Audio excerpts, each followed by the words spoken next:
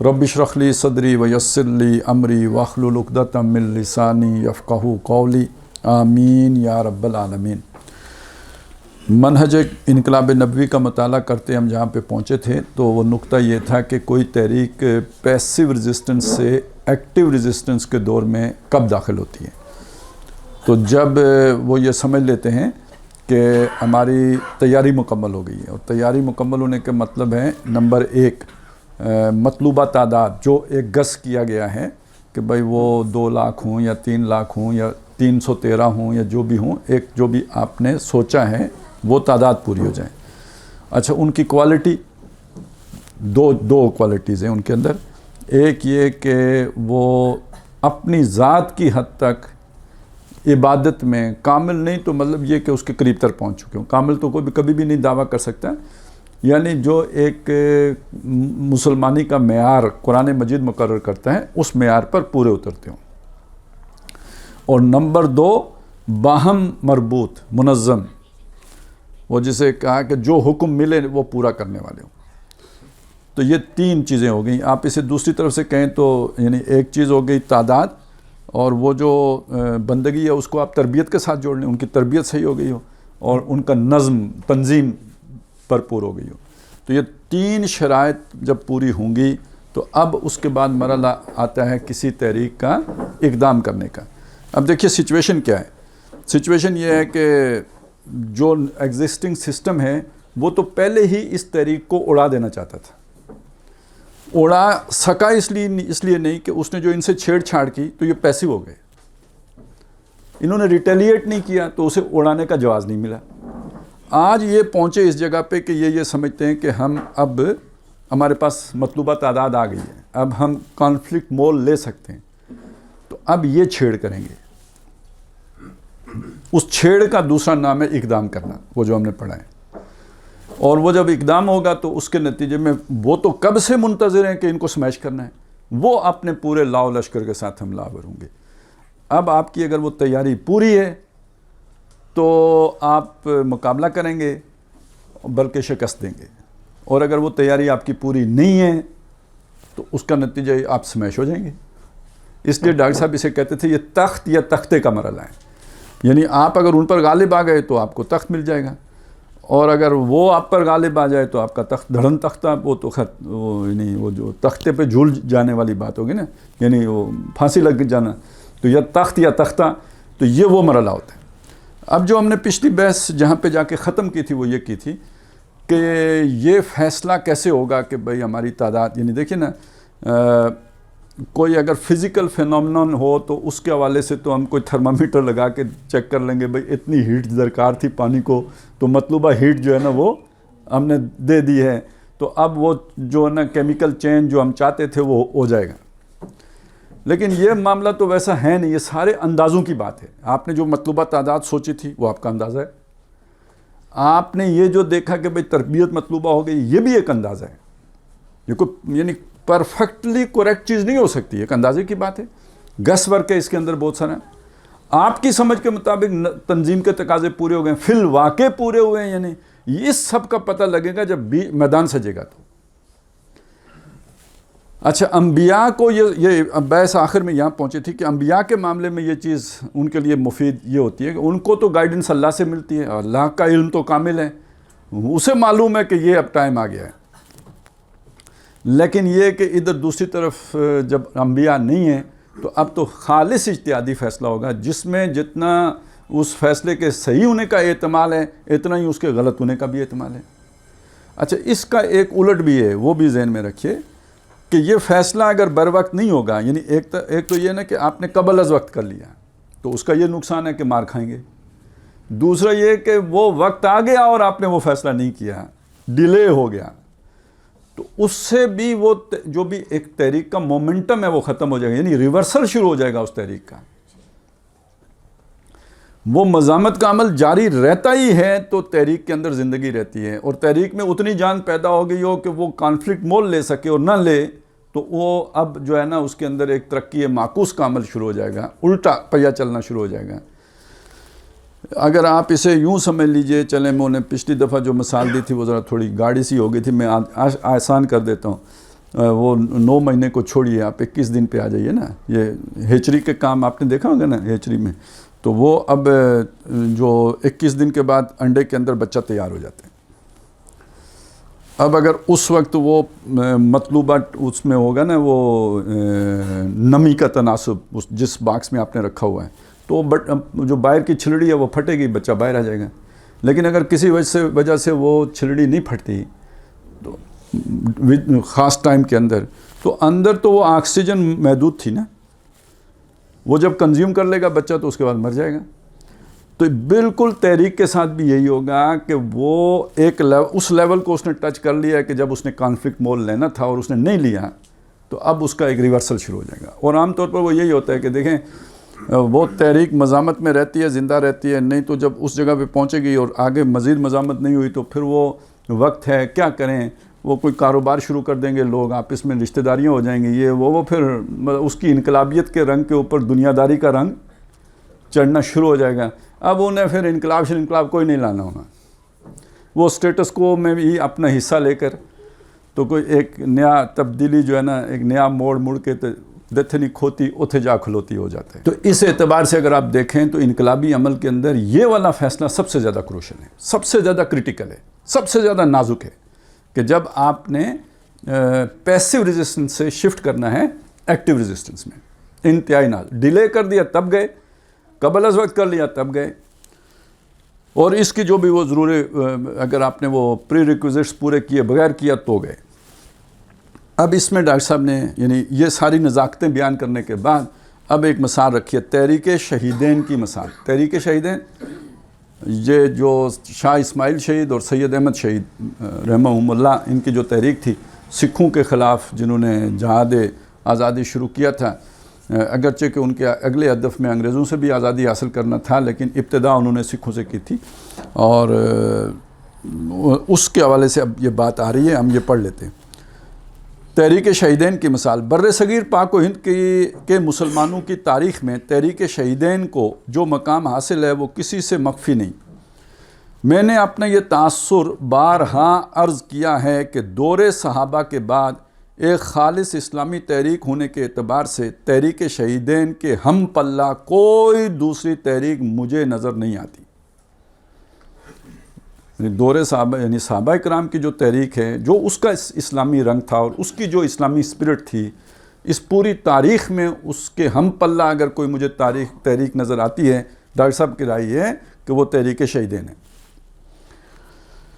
اس تحریک کے قائد تھے سید احمد بریلوی رحمۃ اللہ علیہ، اور ان کے ہاتھ پر بیعت کرنے والوں میں شاہ ولی اللہ کے پوتے شاہ اسماعیل شہید بھی شامل تھے. تقوی، تدین، خلوص و اخلاص کا اتنا بڑا سرمایہ دور صحابہ کے بعد اسلامی تاریخ میں مجھے کہیں اور نظر نہیں آتا. انفرادی سطح پر بڑی بڑی عظیم شخصیتیں ہر دور میں نظر آتی ہیں. مجددین امت ہیں، ائمہ امت ہیں، محدثین کرام ہیں، فقہائے اعظام ہیں. انفرادی سطح پر علم، تقوی، تدین اور خلوص و اخلاص کے اعتبار سے ہر شخص کوئی ہمالیہ نظر آتا ہے، لیکن اجتماعی سطح پر ایک گروہ کی شکل میں، ایک جماعت کی صورت میں اتنے متقی و متدین حضرات اور اتنا خالص اسلامی جہاد بالسیف کم از کم مجھے دور صحابہ کے بعد کہیں اور نظر نہیں آتا.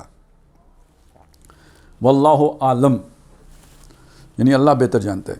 یعنی میرے علم کی حد تک معاملہ یہ ہے، باقی یہ کہ اس کے علاوہ کہیں ہو تو وہ اللہ بہتر جانتا ہے. لیکن وہاں بھی یعنی کہاں یہ تحریک شہیدین میں جس کو یہ مقام ڈاکٹر صاحب دے رہے ہیں، کہتے وہاں بھی ایک اجتہادی خطا ہو گئی، قبل از وقت اقدام ہو گیا. یعنی ڈاکٹر صاحب کا خیال یہ ہے کہ جو اقدام وہاں پہ ہوا ہے وہ قبل از وقت ہوا ہے، قبل از وقت اقدام ہو گیا. حضرت سید احمد بریلوی رحمۃ اللہ علیہ نے اپنے ان ساتھیوں کی بھرپور تربیت کی تھی جن کو ساتھ لے کر وہ سرحد کے علاقے میں پہنچے تھے. یعنی جن کو دہلی سے لے کے چلے تھے ان کی تربیت تو بھرپور ہوئی تھی، لیکن ان کی اصل جدوجہد شروع ہوئی تھی ضلع پشاور اور ضلع مردان سے. وہاں جا کر اقدام سے پہلے وہاں کے مقامی باشندوں کی تربیت کی بھی ضرورت تھی. جو نبی صلی اللہ علیہ وسلم نے مکے والوں کی تو پوری کی تھی، تو مدینے والوں کی بھی تو ضرورت تھی، تو وہ کس نے کی تھی؟ ہاں وہ حضرت مصعب بن عمیر اور ام مکتوم، ہاں عبداللہ ابن مکتوم، یہ دو شخصیتیں تھیں جنہوں نے وہاں جا کے حضور سے پہلے وہ قرآن مجید کے ذریعے سے وہ سارا کام کیا تھا، پھر بھی حضور نے آ کے 6 مہینے لگائے ہیں، اقدام سے پہلے 6 مہینے لگائے، مسلح تصادم کے لیے تو 2 سال مل گئے تھے۔ وہاں جا کر اقدام سے پہلے وہاں کے مقامی باشندوں کی تربیت کی بھی ضرورت تھی، یا تو وہاں کے تمام خوانین اور رعایا سید صاحب رحمۃ اللہ علیہ کو قطعی طور پر اپنا امیر تسلیم کر لیتے اور ان کے ہاتھ پر بیعت سمع و طاعت اور جہاد کر لیتے، تب بھی کوئی مضبوط اساس قائم ہو جاتی، لیکن ایسا نہیں ہوا۔ البتہ 1 یا 2 قبیلوں کے خوانین نے بیعت کر لی تھی، جو میری رائے میں کافی نہیں تھی۔ ہوا یہ کہ مقامی لوگوں کی تربیت سے پہلے اور وہاں اپنے آپ کو مستحکم یعنی کنسولیڈیٹ کرنے سے پہلے ایک طرف سکھوں کے ساتھ جنگ کا سلسلہ شروع کر دیا گیا اور دوسری طرف اسلامی شریعت کی حدود و تعزیرات نافذ کر دی گئیں۔ اب اگر آپ نے قوم کی تربیت نہ کی ہو اور اس کے اوپر شریعت نافذ کر دیں تو اصل میں ہم سب کو شریعت چاہیے، لیکن آپ یقین مانیں کہ ہم کو بھی وہ شریعت چاہیے جو ججوں پہ نافذ ہوتی ہے، جرنیلوں پہ نافذ ہوتی ہے، جو میرے اوپر نافذ ہونے کے لیے آئے گی تو اس کو ابھی 2 سال بعد بھی تو نافذ کیا جا سکتا ہے، آج ہی کرنی ضروری ہے۔ وہ علیحدہ بات ہے کہ وہ بیچارے جج بھی یہی سوچتے ہیں، یار باقیوں پہ پہلے کر لو، ہم پہ بعد میں کر لینا، ہم کوئی شریعت کے مخالف تو نہیں ہیں، لیکن یہ کوئی ضروری ہے کہ ہم سے ہی سٹارٹ لو آپ۔ تو وہ جو عاجز بیچارے جرنیل ہیں وہ بھی تو یہی مطالبہ کرتے ہیں۔ تو ہر ایک کا یہی مسئلہ ہے، تاجر بھی جو ہے نا وہ بھی یہی کہتے ہیں کہ باقیوں پہ کر لیں، ہم پہ آخر میں کر لیجئے گا۔ تو یہاں پہ بھی یہ ہوا کہ وہ خوانین جو تھے، جب آپ شریعت نافذ کرتے ہیں تو کہیں نہ کہیں کچھ نہ کچھ ذرا برا کچھ تکلیف تو پہنچتی ہے نا جی۔ چمی گویم مسلمانم بلرزم کے دانم مشکلات لا الہ، تو وہ مشکلات تو ہر ایک کو ملتی ہیں۔ اب یہاں پہ کیا ہوا، اب یہ جو جاگیرداری نظام ہوتا ہے نا، یہ پورا ایک برہمنی سوچ اس کے ساتھ ہوتی ہے۔ اب جاگیردار گویا ایک اسپیشل بریڈ ہے، جو اس کے مظاہرے ہیں وہ کمی کاری اور وہ جو ہے نا ایک شودر ٹائپ مخلوق ہے۔ یہ ایک یعنی معاشرہ اسی میں تقسیم ہو چکا ہوتا ہے۔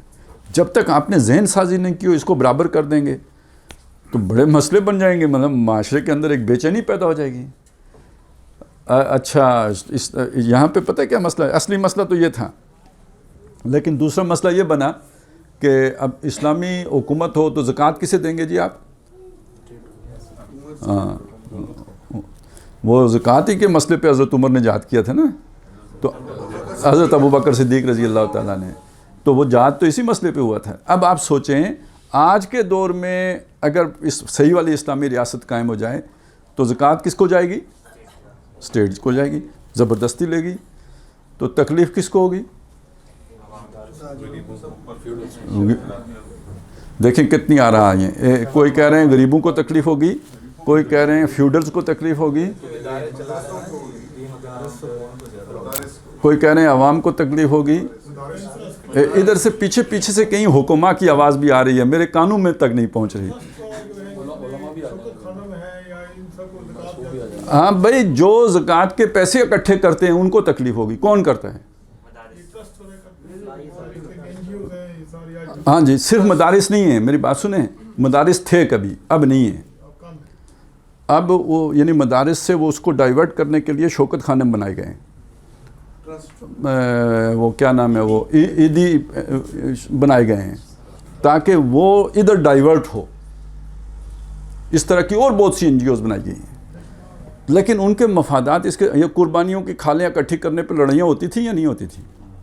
تو جب آپ اسے اسٹیٹ کی طرف ڈائیورٹ کریں گے تو یہ ان سب کے پیٹوں میں مروڑ اٹھیں گے یا نہیں اٹھیں گے؟ وہ کہیں گے یار زکوٰۃ سے شروع، پہلے نماز کا نظام تو قائم کر لو۔ تو اب یہاں پہ بھی یہی ہوا، پتہ نہیں جن لوگوں کو آج سے یعنی 100 سال پہلے کا بھی اندازہ ہوگا جو نظام تھا نا، کیا تھا کہ یہ اتنے ذرائع نقل و حمل تو تھے نہیں، تو یہ جو ریموٹس ایریا ہیں ان میں یہی ہوتا تھا کہ بھائی ایک وہ جاگیردار ہے، اس کے دانے ہیں، باقی جتنے بھی یہ پروفیشنلز کہہ لیجئے، کوئی کسی نے بال کاٹنے ہیں، کسی نے جوتے بنانے ہیں، کسی نے کپڑے سینے ہیں، جو بھی اس طرح کے، اس سے وہ دانے والوں نے اس پورے سال کا دانے ان کو دے لینے، بدلے میں اس کی جتنی بھی ضرورتیں انہوں نے پوری کر دیں، جو جوتے چاہیے وہ انہوں نے دے دیے، جو اوزار چاہیے وہ لوہار نے بنا کے دے دینے، گھر بنانا ہے تو وہ مستری بنانے آ جائے گا، ٹھیک ہے، ان سب کی گھریلو ضرورتیں یہ پوری، انہی میں مولوی صاحب بھی ہیں۔ مولوی صاحب کے لیے کیا ہے؟ دانے ہیں، دانے علیحدہ ہیں، اور سارا عشر بھی مولوی صاحب کا ہے، زکوٰۃ بھی ہے اور فطرانہ بھی ہے، یہ سب سے بہتر پوزیشن میں ہوتے تھے۔ وہ باقیوں کے حصے میں صرف دانے آتے تھے، ان کو دانے بھی آتے تھے، عشر، زکوٰۃ، فطرانہ یہ بھی آتا تھا، اس کے علاوہ جمعرات کا پراٹھا علیحدہ ہوتا تھا، اور جمعرات کو تو روحیں آتی تھی، وہ نہیں کھاتی تھی، پراٹھا تو پکانا پڑتا تھا ان کو دکھانے کے لیے، تو وہ کون کھائے گا؟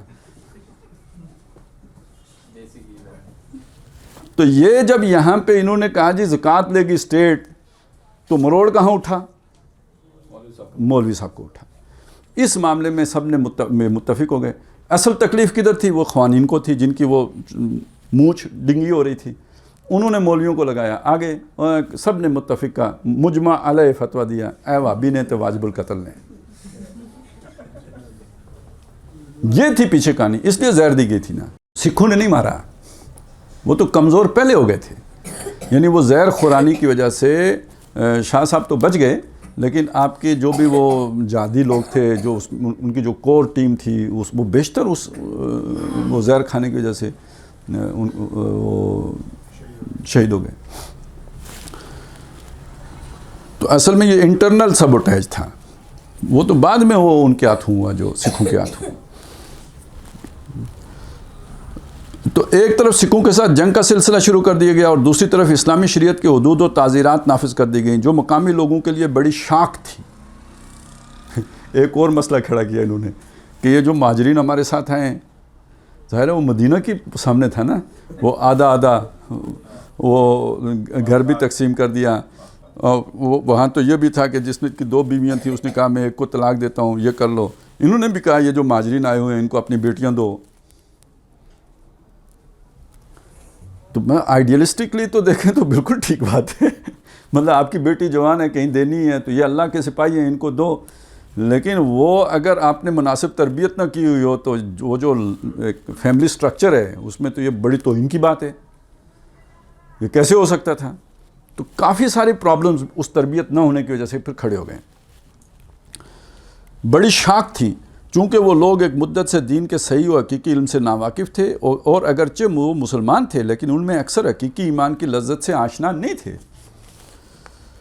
نتیجہ یہ نکلا کہ ان کی اکثریت نے نہ صرف سید صاحب کا ساتھ چھوڑ دیا، بلکہ بعض با اثر خوانین نے سید صاحب کے خلاف سازشیں کی۔ آپ کو زہر دیا گیا، مجاہدین کے کیمپوں پر شب خون مارا گیا، اور بے شمار مجاہدین کو شہید کر دیا گیا۔ آپ کے خلاف مخبری کی گئی، اور سکھوں کو مجاہدین کے لشکر کی نقل و حرکت اور اس کی قوت و وسائل کی خبریں پہنچائی گئیں۔ الغرض مقامی لوگوں کی اکثریت کی ناپختہ سیرت و کردار اور عدم تربیت کے باعث یہ عظیم اسلامی تحریک دنیاوی اعتبار سے ناکام ہو گئی۔ میں نے تحریک شہیدین کا ذکر اس غرض سے کیا ہے کہ یہ بات واضح ہو جائے کہ تربیت کی کیا اہمیت ہے، اور اقدام کے مرحلے کے لیے صحیح وقت کا تعین کیا اہمیت رکھتا ہے۔ سید صاحب نے حسن ظن سے کام لیتے ہوئے مقامی لوگوں کو سچا اور پکا مسلمان سمجھ کر جو اقدام کیا، اچھا یہ حسن ظن آج بھی بہت سے مسلمانوں کو ہے کہ بھائی یہ سمجھتے ہوئے کہ سارے مسلمان سچے اور پکے ہیں، ووٹ ہمیں دیں گے، وہ نہیں دیتے، ووٹ نہیں دیتے، جلسہ سننے آ جاتے ہیں، ووٹ دینے نہیں آتے۔ یہ سمجھتے ہوئے کہ یہ سارے سچے اور پکے مسلمان ہیں تو وہ خلافت کے لیے نصرت دے دیں گے، نہیں دیتے، کیا کریں؟ اس کے بعد بیعت بھی کر لیں گے۔ تو یہ یعنی یہ مغالطہ صرف ان کو نہیں ہوا کہ یہ سچے اور پکے، آج بھی بہت سے لوگوں کو یہ سچے اور پکے مسلمان ہونے کا مغالطہ ہے۔ یہی مغالطہ پوری عوام کو لگا کہ جب یعنی پاکستان کا مطلب کیا، لا الہ الا اللہ، تو پاکستان بنے گا تو اسلام آ جائے گا، نہیں آیا، کیونکہ سچے اور پکے نہیں تھے۔ تو یہ سچے اور پکے ہونے کا مغالطہ نیا نہیں ہے یہ کہ پرانا ہی نہیں ہے، پہلے سے چلا آ رہا ہے اور آج بھی موجود ہے۔ مقامی لوگوں کو سچا اور پکا مسلمان سمجھ کر جو اقدام کیا اور سکھوں سے جنگ کا سلسلہ شروع کر دیا تو میرے نزدیک یہ خطا تھی، لیکن یہ بات جان لیجئے کہ یہ خطا اجتہادی ہے، اور اہل سنت کے نزدیک خطا اجتہادی پر بھی آخرت کا اجر محفوظ رہتا ہے۔ دنیا کا جو نقصان ہو گیا، آخرت کا اجر محفوظ رہتا ہے۔ ایک انسان اپنی امکانی حد تک غور کرنے کے بعد اپنی رائے میں صحیح فیصلہ کر رہا ہے، اس نے سوچ بچار اور غور و تدبر میں کوئی کمی نہیں چھوڑی ہے، اور اس کے بعد اس نے اقدام کیا ہے، تو اس کا اور اس کے ساتھیوں کا اخروی اجر و ثواب بالکل محفوظ ہے، اس میں قطعاً کوئی کمی نہیں ہوگی۔ لیکن دنیاوی اعتبار سے وہ جد و جہد، وہ تحریک ناکام ہو جائے گی۔ یہ بات نہ صرف ماضی کے لیے بلکہ آئندہ کے لیے بھی ہے۔ بہرحال کسی تحریک میں وہ وقت آتا ہے کہ جب اس کے قائد کو اقدام کا فیصلہ کرنا ہوتا ہے، لیکن اس کے لیے ضروری ہوگا کہ پوری طرح سوچ و بچار کر کے حد استعداد کے مطابق حالات کا پورا جائزہ لے کر اور اپنی جمعیت کی تعداد اور اس کی تربیت کو پوری طرح تول کر اقدام کا فیصلہ کرے، اور اس میں بھی اس کا تمام تر توکل اللہ ہی کی ذات پر ہونا چاہیے کہ اللہ تعالیٰ ہی اصل حامی و ناصر ہے۔ این سعادت بازور بازو نیست تا نہ بخشد خدائے بخشندہ۔ لیکن اس کا معنی آتا ہے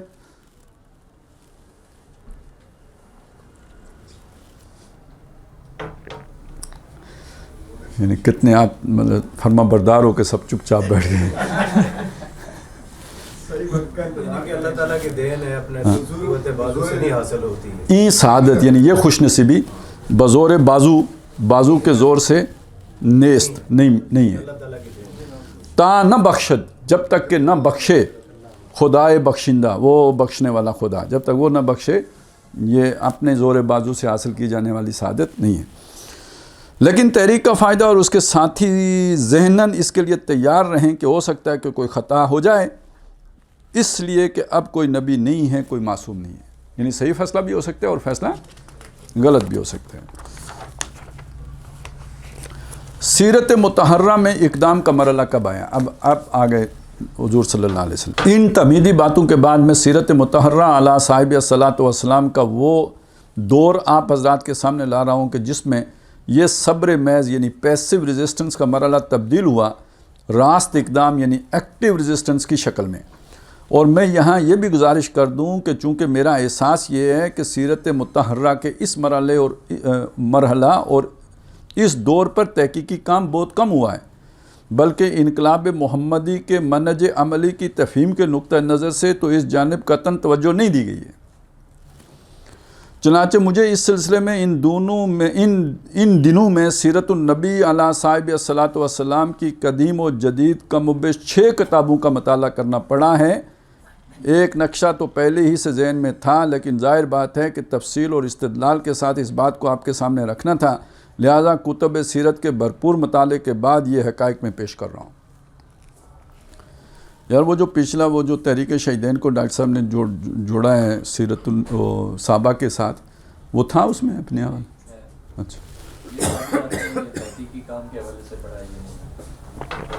اچھا ڈاکٹر صاحب نے اپنا سوچ بتایا نا کہ میں نے کتنی پڑھی ہے، یہ کچھ نہیں ہے، یہاں صرف یہاں سے شروع ہوتا ہے سیرت مطالعہ میں راست اقدام بالفاظ دیگر نظام میں باطل کو چیلنج کرنے کا جو مرحلہ آیا اس کا تعلق ہجرت سے متصلاً بعد ہے، یہ آگے چل کے آئے گا۔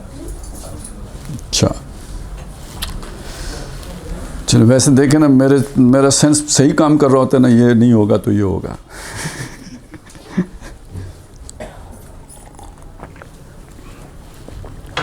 اصل میں یہ جو راست اقدام کا مرحلہ ہے یا بالفاظ دیگر نظام باطل کو چیلنج کرنے کا جو مرحلہ ہے، انہوں نے وہ یہاں سے شروع کیا، پچھلا حصہ سارا اڑا دیا۔ اس کے متعلق آپ پہلے یہ بات جان لیجئے کہ اس کا تعلق ہجرت کے متصلاً بعد کے زمانے سے ہے، بلکہ یوں بھی کہا جا سکتا ہے کہ یہ مرحلہ ہجرت کے متصلاً ساتھ ہی شروع ہو جاتا ہے۔ جیسے ہی ہجرت ہوئی اور حضور صلی اللہ علیہ وسلم مکہ کو خیر آباد فرما کر عازم مدینہ ہوئے، اسی لمحے یہ مرحلہ شروع ہو گیا۔ اس مرحلے کے لیے قرآن مجید کی جو متعلق آیات ہیں وہ سورہ حج کی ہیں، میں بالکل ابتدا میں ان آیات کی تلاوت کر چکا ہوں۔ فرمایا اُذِنَ لِلَّذِينَ يُقَاتَلُونَ بِأَنَّهُمْ ظُلِمُوا وَإِنَّ اللَّهَ عَلَىٰ نَصْرِهِمْ لَقَدِيرٌ۔ یہ اللہ کی طرف سے مسلمانوں کے لیے قتال کا اذن عام ہو گیا کہ اب تک انہیں حکم تھا کہ ہاتھ بندھے رکھیں، اب ان کے ہاتھ کھول دیے گئے، انہیں بھی جنگ کی اجازت ہے۔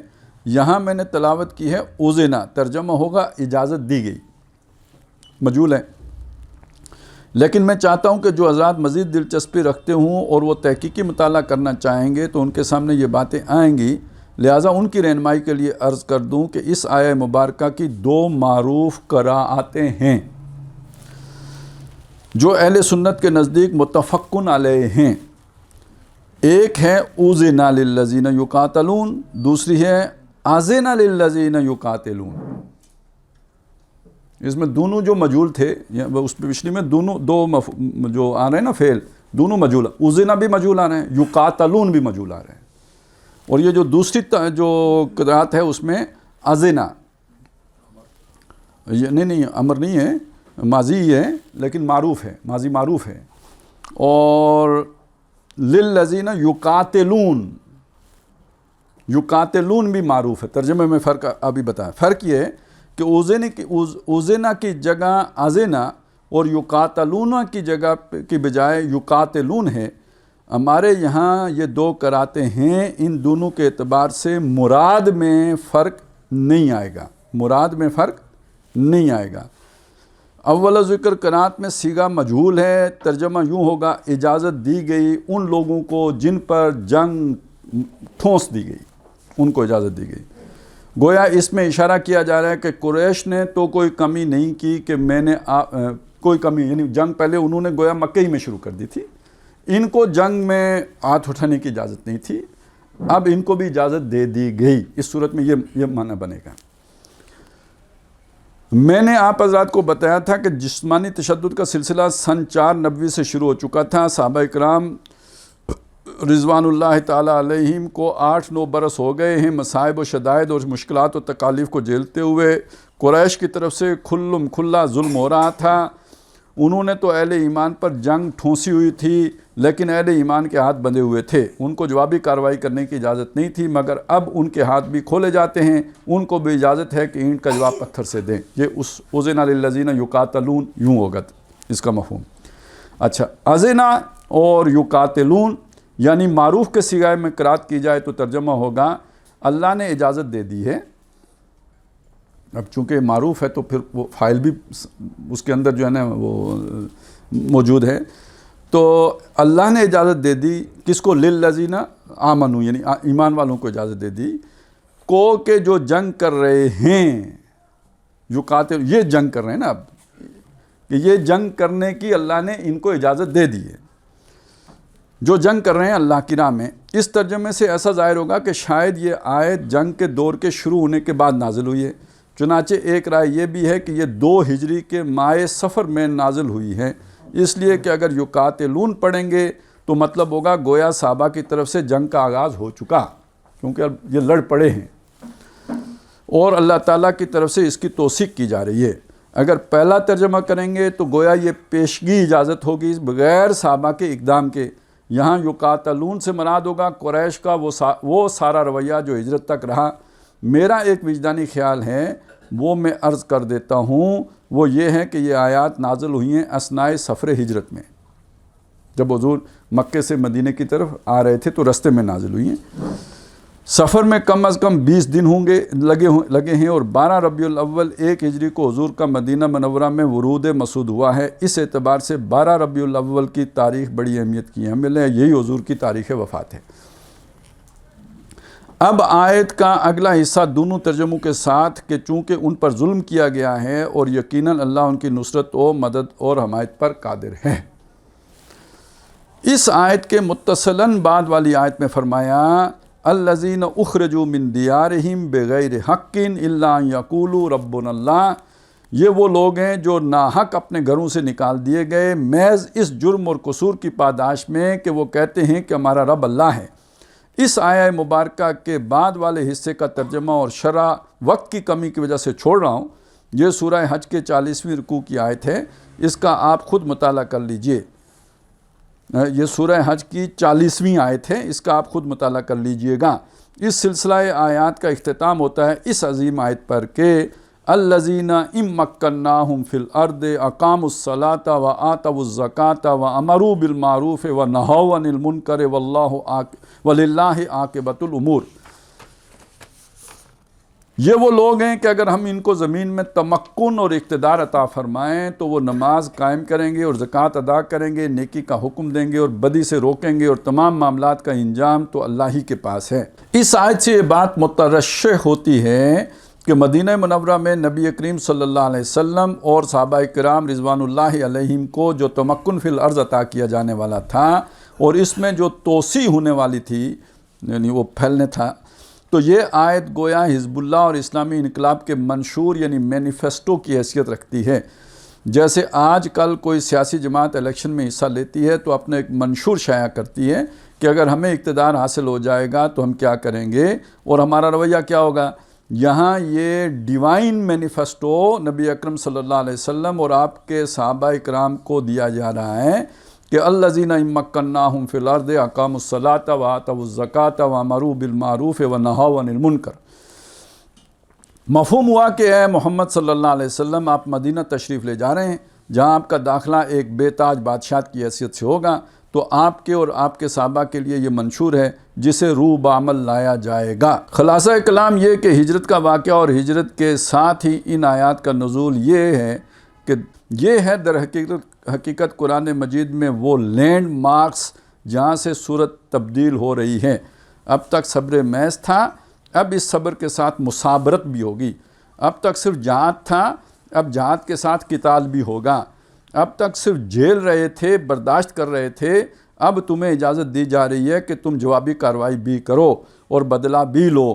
اب میں سیرت کے وہ واقعات آپ حضرات کو سنانا چاہتا ہوں جو ہجرت کے بعد غزوہ بدر سے قبل 2 برس میں وقوع پذیر ہوئے. میں بھی عرض کر چکا ہوں کہ نبی اکرم صلی اللہ علیہ وسلم کا مدینہ منورہ میں 12 ربیع الاول 1 ہجری میں ورود مسعود ہوا. 6 مہینے تک تو حضور نے نہ کوئی جوابی کارروائی فرمائی، نہ مکہ کی طرف کوئی اقدام کیا. 6 مہینے، بلکہ یہ 6 مہینے استحکام کے ہیں. جیسا کہ میں عرض کر چکا ہوں کہ اللہ تعالیٰ نے حالات ایسے بنا دیے تھے کہ حضور صلی اللہ علیہ وسلم کو تو خود مدینہ سے دعوت ملی تھی کہ آپ یہاں تشریف لائیے. یہاں آ کر آپ کو دعوت و تبلیغ کے سلسلے میں زیادہ وقت لگانے کی ضرورت نہیں تھی. مدینہ میں اوس و خزرج کے 2 بڑے قبیلے آباد تھے. دونوں قبیلوں کے بڑے بڑے سردار اور رؤساء حضور پر ایمان لا چکے تھے، اور ان میں سے اکثریت بیعت عقبہ ثانیہ کے وقت موجود تھی اور حضور کے دست مبارک پر 2 سال قبل بیعت کر چکی تھی. لہٰذا آپ نے استحکام کے لیے 6 ماہ صرف فرمائے ہیں، اور اس عرصے میں کیے جانے والے 3 اقدامات بہت اہم ہیں. پیچھے ہم نے جو وہ پڑھا تھا نا تحریک شہیدین والا، تو اس میں یہ تھا کہ بھائی وہ گویا زمین اموار کیے بغیر اگر آپ شریعت نافذ کر دیں گے تو ریئیکشن ہوگا. تو آج بھی کوئی بھی حکمران اگر ہمارے ملک پر بالجبر بھی شریعت نافذ کر دے تو ریٹیلیشن ہوگی، اور اس کا فائدہ کون اٹھائے گا؟ نہیں مطلب وہ ہو آرمی نافذ کر دے، ڈنڈے سے کے زور سے تو آرمی ہی کر سکتی ہے، میں کیسے کر سکتا ہوں؟ نہیں، کون؟ نواز شریف کر سکتا ہے شریعت نافذ زبردستی؟ ہاں مطلب یہاں زبردستی اگر کوئی کر سکتا ہے تو یا تو طالبان آ کے کر سکتے ہیں، ٹھیک ہے، یا کوئی طالبان جیسی طاقت یہاں سے اٹھے جو فوج کو شکست دے اور یہاں ڈنڈے کے زور پہ شریعت نافذ کر دے، یا اس ڈنڈے کے زور کے اوپر کوئی ضیاء الحق اٹھے یا حافظ صاحب آئیں تو وہ نافذ کر دیں. تو کیا ہوگا؟ لوگ قبول کر لیں گے؟ نہیں کریں گے. تو کون فائدہ اٹھائے گا؟ Secular liberal nationalist. یہ اندر سے اسے منظم کریں گے اور ساری دنیا کی سپورٹ ان کی بیک پہ آ جائے گی یا نہیں آ جائے گی. یہ ہوتی ہے زمینی حقیقت. اس کو اگر آپ نہیں سمجھیں گے تو پاؤں پہ کلاڑا ماریں گے. اس لیے میں نے کہا تھا نا کہ یہاں اگر آپ اس طرح کریں گے، ویسے تو مختلف طریقے سے کہا تھا نا، یہ کہ یہ فوج بھی نہیں لا سکتی، یہ بھی کہا. میں نے یہ بھی کہا ہوا ہے کہ اگر کوئی لے آئے گا تو یہ عورتیں ہی بگا دیں گی. اور آپ دیکھیں ایران میں عورتوں نے بگایا ہے، وہ پوری فورس ختم کروا دی ہے. جس نے وہ ایک لڑکی کو مارا ہے نا، وہ جو ان کی وہ پتہ نہیں امر بالمعروف نہیں، وہ ختم کرا دیا پورا محکمہ. تو اچھا، تو یہاں پہ اب مدینے میں 6 ماہ آپ نے لگائے ہیں. اب آگے چلیں.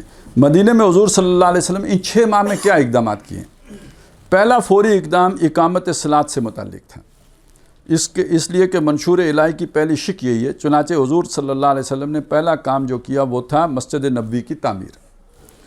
اس کے لیے جگہ کا انتخاب، پھر اس کا حصول، پھر تعمیر کا آغاز۔ اس تعمیر کا یہ پہلو ضرور سامنے رکھیے کہ حضور صلی اللہ علیہ وسلم اس میں بنفس نفسی شریک رہے ہیں، گارا اٹھا کر دے رہے ہیں، پتھر اٹھا کر دے رہے ہیں۔ یوں سمجھیے کہ آپ نے ایک مزدور اور کارکن کی حیثیت سے مسجد نبوی کی تعمیر میں حصہ لے کر اپنے آباء و اجداد کی سنت کی تجدید فرمائی۔ وہ ابراہیم علیہ السلام اور اسماعیل علیہ السلام نے جو وَإِذْ يَرْفَعُ إِبْرَاهِيمُ الْقَوَاعِدَ مِنَ الْبَيْتِ وَإِسْمَاعِيلُ، بیت اللہ کی دیواریں اٹھائی تھیں حضرت ابراہیم اور حضرت اسماعیل علیہ السلام نے، تو مسجد نبوی کی تعمیر میں محمد رسول اللہ صلی اللہ علیہ وسلم کی توانائیاں اور آپ کی محنت کا پسینہ بھی اس کے گارے میں شامل تھا۔ دوسرا اقدام آپ نے فرمایا، اس کا عنوان ہے مواخات۔ یہ بہت بڑا کام تھا، مہاجرین کو مدینہ کی آبادی میں مدغم و ضم یعنی انٹریگیٹ کرنا، تاکہ وہ اس معاشرے میں علیحدہ طبقہ کی حیثیت سے نہ رہ جائیں بلکہ اس کا ایک جزو لا ینفک بن جائیں۔ مہاجرین میں جو اہم لوگ تھے ان کے بالکل سگے بھائیوں کی طرح انصار کے ساتھ رشتے کرا دیے۔ مواخات کا یہ اقدام داخلی استحکام کے لیے بڑی اہمیت کا حامل تھا۔ مواخات کا یہ معاملہ سیرت مطہرہ کے ابواب میں ایک نہایت اہم باب ہے۔ ایسی کوئی دوسری مثال شاید ہی تاریخ سے مل سکے، پوری انسانی تاریخ سے۔ یقین سے نہیں کہا جا سکتا، ممکن ہے کہ انبیاء اور رسول کی تاریخ میں ایسے واقعات ہوئے ہوں جو ہمارے علم میں نہ ہوں، لیکن معلوم تاریخ میں اس کی کوئی نظیر نہیں ملتی۔ انصار نے مہاجرین کے لیے اپنے گھر تقسیم کر دیے، دکانیں تقسیم کر دیں۔ ایک انصاری صحابی کے بارے میں یہاں تک آتا ہے کہ ان کی 2 بیویاں تھیں، وہ اپنے مہاجر بھائی کو گھر میں لے گئے۔ چونکہ اس وقت تک حجاب کا حکم نہیں آیا تھا، لہٰذا انہوں نے پیشکش کی کہ ان میں سے جو تمہیں پسند ہو میں اسے طلاق دیتا ہوں، آپ اس سے نکاح کر لیں، اس لیے کہ میں یہ گوارہ نہیں کر سکتا کہ میرے گھر میں 2 بیویاں ہوں اور میرے بھائی کا گھر آباد نہ ہو۔ یہ مواخات بھی نہایت انقلابی اہمیت کا حامل اقدام ہے۔ آپ کو معلوم ہے کہ انسان کی سرشت کے اندر جو کمزوریاں ہیں، اس میں طبقاتی تفاوت و امتیاز اور کشمکش بہت خوفناک ہوتی ہے۔ اوس و خزرج میں قبائلی اور طبقاتی کشمکش اور عصبیت پہلے سے موجود تھی، لیکن اسلام یہ تو اتنی تھی کہ آپس میں لڑتے تھے، لیکن اسلام اور پھر رسول اللہ صلی اللہ علیہ وسلم کے بنفس نفیس ورود سعید نے اس کو ختم کیا۔ لیکن اس کے باوجود کچھ عرصہ بعد ہی منافقین اور یہود کسی نہ کسی بہانے سے اس چنگاری کو بھڑکانے کی کوشش کرتے رہتے تھے۔ اسی طریقے سے اگر مہاجرین اور انصار کا اس طرح ادغام و انضمام نہ کر دیا گیا ہوتا، یہ کرکٹر کے نام نہیں ہے،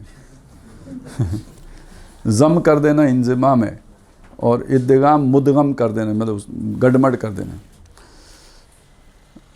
ان کے مابین مواخات قائم نہ کر دی گئی ہوتی تو ہو سکتا تھا کہ بہت سی داخلی مشکلات پیدا ہو جاتی۔ منافقین اور یہود نے اس کی موقع بموقع کوششیں کیں، لیکن اچھا یہ گورے بڑے چلاک ہیں، جو ان سے نہیں پڑھا جاتا نا اس کا آدھا سا نام لے لیتے ہیں۔ وہ انضمام پڑھنا کتنا مشکل ہے آپ اندازہ لگا سکتے ہیں، اور انہوں نے نام ہی انزی رکھ لیا۔ یعنی ہم پیار سے انزی کہتے ہیں، اصل مسئلہ پیار سے انزی کہنے کا نہیں ہے، گورے سے ادا ہی نہیں ہوتا۔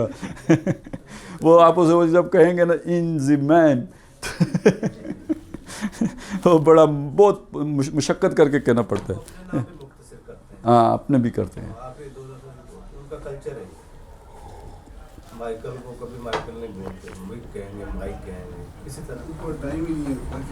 اصل میں اس معاملے میں اگر آپ اپنے عربی بھائیوں کو دیکھیں نا تو وہ جو بھی ان کے حروف ہلکی بہت زیادہ ہیں، یہ سارا ادھر سے کر رہے ہوتے ہیں، اور یہ گوروں کو دیکھیں نا یہ زبان کی چونچ بس اتنی ہلا رہے ہوتے ہیں، زیادہ مطلب زیادہ وہ تکلیف نہیں دیتے۔ سارے گورے نہیں ہیں، بعض گورے بالکل اسی پیٹرن پہ ہیں، جرمن۔ اصل میں وہ عرب یعنی پتہ ہے کیا مسئلہ ہوا ہے، پتہ ہے کیا مسئلہ ہے، یہ جو ہمارے یہ جو ہمارے عرب بھائی اسپین تک گئے ہیں نا تو انہوں نے کچھ اپنے بیج بھی تو بکھیرے۔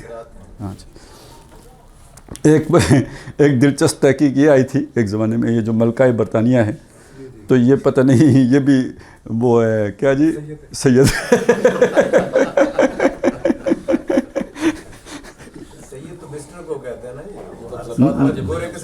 وہ سر پورا سلسلہ نسب جوڑا ہوا تھا، جا کے حضرت حسن سے ملایا ہوا تھا، مسٹر والا نہیں تھا، اہل بیت والا سید تھا. اس لیے ان کو زکوٰۃ نہیں دیتے ہم لوگ. ٹھیک کرتے ہیں, ان سے لیتے ہیں.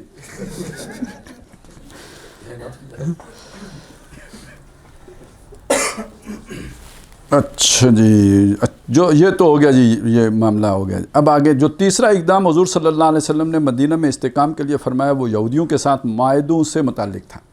یہودی تو مسلمان نہیں ہوئے تھے, وہ ابھی یہودی تھے, لیکن ان سے بھی معاہدے کر لیے تھے جن کے تحت قبیلے مدینہ میں آباد تھے وہ بہت اہم, بااثر اور طاقتور تھے. 3 قبیلے مدینہ میں آباد تھے جو بہت اہم, بااثر اور طاقتور تھے.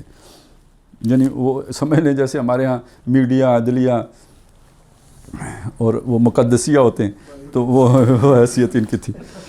تو مدینہ کے اقتصادی شعبہ پر ان کا بڑا تسلط تھا, یعنی تاجر تھے. ان کی کلا نما گھڑیاں, یہ گھڑی حبیب اللہ, اور یعنی یہ ایک طرح سے وہ سمجھ لیجئے کہ یہ کلے ہی ہوتے ہیں, چھوٹے کلے, یعنی وہ آبادی جس کو آپ نے وہ باؤنڈری لگا کے بند کر لیا ہو, یہ گھڑی ہے. گھڑیاں تھیں, ان میں کافی اسلحہ جمع تھا, ساز و سامان جمع تھا. بالکل صورتحال وہ تھی جس کی میں کئی بار مثال دیتا رہا ہوں کہ جیسے غیر منقسم ہندوستان میں ہم دیکھتے تھے کہ گاؤں تو مسلمانوں کا ہے, لیکن جو 3-4 گھر بنیوں کے ہوتے ہیں وہ پکی حویلیوں کی صورت میں ہوتے تھے. باقی مسلمانوں کے گھر کچے ہوتے تھے. ہندو بنیوں کے پاس سرمایہ ہوتا تھا اور گاؤں بھر کے مسلمان ان کے سودی قرضوں میں بندھے ہوئے ہوتے تھے. ان کے گھر اور کھیت ان بنیوں کے پاس رہن ہوتے تھے. تو یہی کچھ معاملہ اس وقت مدینے میں تھا. اگرچہ کہ یہود اصل مالکان دے کی حیثیت نہیں رکھتے تھے, مالکان دے تو اوس و خزرج تھے, لیکن سرمایہ, تنظیم, تعلیم, یہ چیزیں یہود میں بہت زیادہ تھیں اور وہ بہت مؤثر عامل کی حیثیت سے وہاں موجود تھے. حضور صلی اللہ علیہ وسلم کی دور اندیشی کا یہ شاہکار ہے کہ آپ نے مدینہ تشریف لے جاتے ہی فوراً یہود کے 3 قبیلوں کو معاہدوں میں جکڑ لیا. میں نے جکڑنے کا لفظ جان بوجھ کر استعمال کیا ہے. ان سے معاہدے میں طے پا گیا کہ وہ اپنے مذہب پر قائم رہیں گے, ان کے تمام شہری حقوق محفوظ رہیں گے, اور اگر کبھی مدینہ پر کسی طرف سے حملہ ہوا تو وہ مسلمانوں کے حلیف کی حیثیت سے ساتھ دیں گے یا بالکل غیر جانبدار رہیں گے. وہ اس معاہدے میں ایسے بند گئے کہ وہ کھلم کھلا مسلمانوں کے مقابلے میں نہیں آ سکے. اگرچہ بعد میں اسلام کی اشاعت اور استحکام کو دیکھ کر وہ انگاروں پر لوٹتے رہے, اور اگرچہ پس پردہ ریشہ دوانیاں کرتے رہے, اور ان کی مشرکین قریش سے ساز باز تھی, لیکن یہ سب چوری چوری ہو رہا تھا.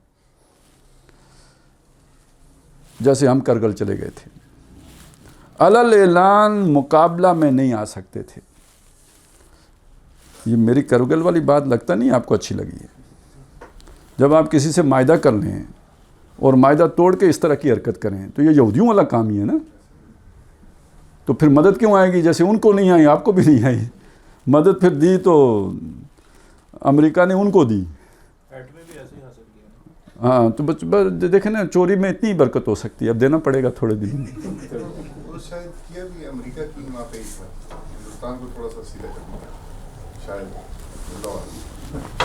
چلیں دیکھتے ہیں اس کا کیا ہوگا, آگے دیکھیں. بعض اوقات وہ جو ہے نا وہ کسی لشکر میں اچانک کوئی داؤد بھی آ جاتے ہیں, یہ بھی ہوتا ہے.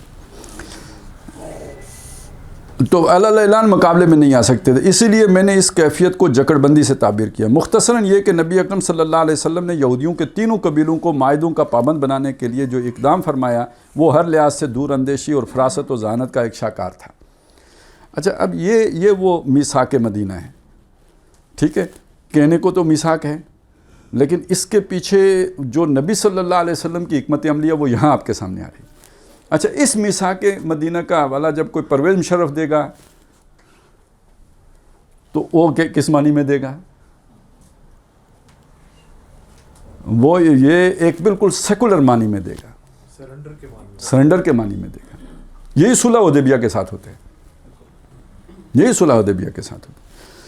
اور میرا خیال یہ تھا کہ جو ریاست مدینہ والا بھی یہ تصور جو تھا نا, یہ یعنی ایک مدینہ کی ان کی سوچ کے مطابق جو مدینہ کی ریاست ہے وہ ایک سیکولر سٹیٹ تھی کہ جس میں یہودیوں کو بھی اپنی مذہب پر پوری آزادی تھی, اور یہ تھا اور وہ تھا.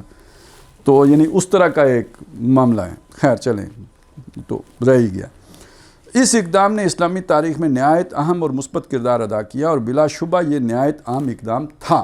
راست اقدام کا مرحلہ، بہرحال یہ 6 مہینے ہیں ربیع الاول سے لے کر رمضان 1 ہجری تک کہ اس دوران آپ نے کوئی مہم باہر نہیں بھیجی۔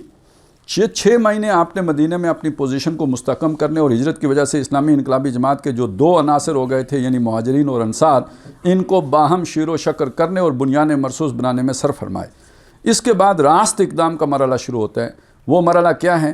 اس کو صرف تاریخی اعتبار سے سمجھنے کے بجائے نبی اکرم صلی اللہ علیہ وسلم کے منہاج انقلاب کے نقطہ نظر سے سمجھنے کی کوشش کیجیے۔ حضور نے 8 فوجی مہمیں مکہ کی طرف روانہ فرمائیں، جن میں سے 4 میں حضور صلی اللہ علیہ وسلم بنفس نفیس شریک ہوئے۔ یہ بدر سے پہلے کی 8 مہمیں ہیں، لہٰذا انہیں غزوات کہا جاتا ہے، لیکن واضح رہے کہ یہ وہ غزوات ہیں جو غزوہ بدر سے پہلے کے ہیں۔ عام طور پر ہمارا جو تصور و تاثر ہے وہ یہ ہے کہ پہلا غزوہ بدر ہے، پہلی باقاعدہ جنگ یقیناً غزوہ بدر ہے۔ غزوہ عربی میں کہتے ہیں اللہ کی راہ میں نکلنے کو۔ اب یہ ایک مسئلہ ہے، اس کو ذرا سمجھ لیجئے گا، اس لیے کہ غزوہ ہند کے مسئلے پہ لوگوں نے بڑی عجیب و غریب قسم کی، کسی نے سیدھی چھلانگیں بھی لگائی ہیں اور کسی نے الٹی بھی لگائی ہیں، اور سیدھی جنہوں نے لگائی ہیں انہوں نے کہا کہ یہ ایک ایسا غزوہ ہوگا کہ جس میں نبی صلی اللہ علیہ وسلم بھی بنفس نفیس شریک ہوں گے، کیونکہ غزوہ تو اس جنگ کو کہتے ہیں جس میں حضور شریک ہوتے ہیں ٹھیک ہے، تو ایسی بھی اس میں جو ہے نا باتیں کی گئی ہیں۔ تو لیکن اصل میں جو بات سمجھ لیجئے تو پھر بات ساری صحیح واضح ہو جائے گی۔ غزوہ عربی میں کہتے ہیں اللہ کی راہ میں نکلنے کو، اور غزوہ خاص ہو گیا اس مہم کے لیے جس میں نبی صلی اللہ علیہ وسلم بنفس نفیس نکلے ہوں، یہ بعد میں خاص ہوا۔ یعنی سرایا بھی جنگ کو کہتے ہیں، غزوہ بھی جنگ کو کہتے ہیں، تو بعد میں جو ہمارے سیرت نگار ہیں انہوں نے غزوہ اس جنگ کو قرار دیا جس میں نبی صلی اللہ علیہ وسلم شریک ہوں، اور جس میں آپ صلی اللہ علیہ وسلم نے شرکت نہ فرمائی ہو اسے سرایا کے طور پہ رہنے دیا۔ اب سمجھ میں آ گئی؟ تو جب وہ حدیث بیان ہوئی تو اس وقت غزوہ کا یہ معنی نہیں تھا جو آج مروج ہے، اس وقت غزوہ معنی جنگ لیا جاتا تھا، تو جب کہا غزوہ ہند ہوگا تو جنگ ہوگی۔ یہ تو آپ نے بعد میں اس کو ڈیفائن کیا ہے کہ ہم غزوہ صرف اس جنگ کو کہیں گے جس میں نبی صلی اللہ علیہ وسلم خود شریک ہوں۔ اب وہ جو حدیث ہے اس میں تو غزوہ کا لفظ پہلے آ چکا اور اس معنی میں نہیں آیا ہے جو آپ کا اصطلاحی معنی ہے، بلکہ لغوی معنی میں آیا ہے۔ تو حضور کے اپنے اس جنگ میں حصہ لینے کی کوئی ضرورت نہیں ہے، یعنی آپ کی پاک فوج اکیلے بھی لڑ سکتی ہے، کافی ہے۔